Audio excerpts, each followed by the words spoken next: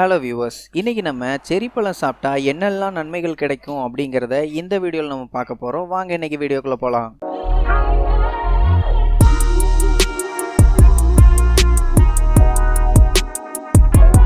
நம்ம பிரெயினில் பார்த்தீங்கன்னா மெலட்டோனின் அப்படிங்கிற ஒரு ஹார்மோன் ப்ரொடியூஸ் ஆகுது. அந்த ஹார்மோனோட உதவியால் தான் டே டு டே லைஃப்பில் நம்ம தூங்கி எந்திரிக்கிற ப்ராசஸ் ரெகுலராக நடக்குது. ஸோ அந்த ஹார்மோன் ஒழுங்காக ப்ரொடியூஸ் ஆகாதனால தான் இன்சோமேனியாங்கிற வியாதி வருது, அதாவது தூக்கமின்மை. செரி பழத்தில் பார்த்தீங்கன்னா மெலட்டோனின் அப்படிங்கிற ஹார்மோன் அதிகமாகவே இருக்குது.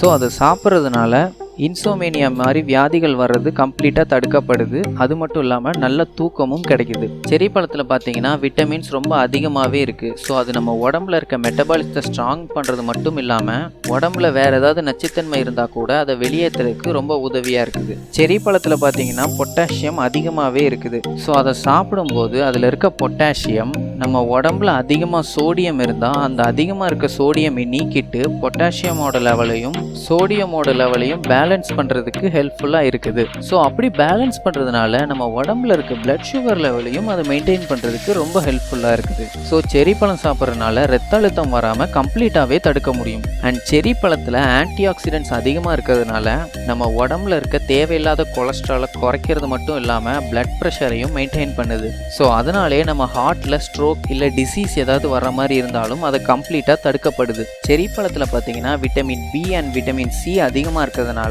ஹேர் ஃபால் இருந்தாலும் ஹேர் டேமேஜ் ஆனாலும் அதை ஈஸியாக தடுக்க முடியும். அண்ட் அது மட்டும் இல்லாமல் செரி பழத்தில் இருக்க விட்டமின் சி பார்த்தீங்கன்னா நம்ம ஸ்கின் நேச்சுரலாகவே க்ளோ ஆகுறதுக்கு ரொம்ப ஹெல்ப்ஃபுல்லாக இருக்குது. செரி பழத்தில் இருக்க ஆல்கலின் நம்ம உடம்புல இருக்க pH லெவலை மெயின்டைன் பண்ணுது. ஸோ அப்படி மெயின்டைன் பண்ணுறதுனால stomach problem like acidity problem இல்லை அஜீரண கோளாறு ஏதாவது ஏற்பட்டால் கூட அதை சரி பண்ணுறதுக்கு செரி பழம் ரொம்பவே உதவியாக இருக்குது. நம்ம எனர்ஜி லெவல் எவ்வளோதான் கம்மியாக இருந்தாலும் செரி பழம் சாப்பிட்றதுனால ரொம்பவும் ஈஸியாகவே அதை பூஸ்ட் பண்ண முடியுது.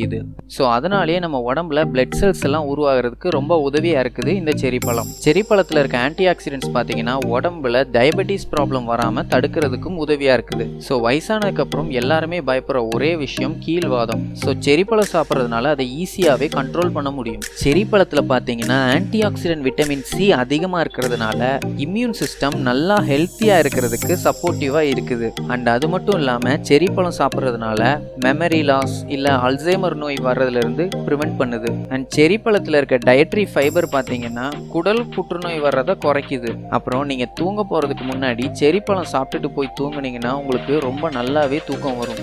இந்த வீடியோ பார்த்ததுக்கு ரொம்ப நன்றி. இந்த மாதிரி உங்களுக்கு இன்னும் நிறைய இன்ஃபர்மேஷன் தெரிஞ்சுக்கணும் அப்படின்னா நீங்கள் கமெண்ட்டில் லீவ் பண்ணுங்கள். Until then, get shine from DIYs and natural tips.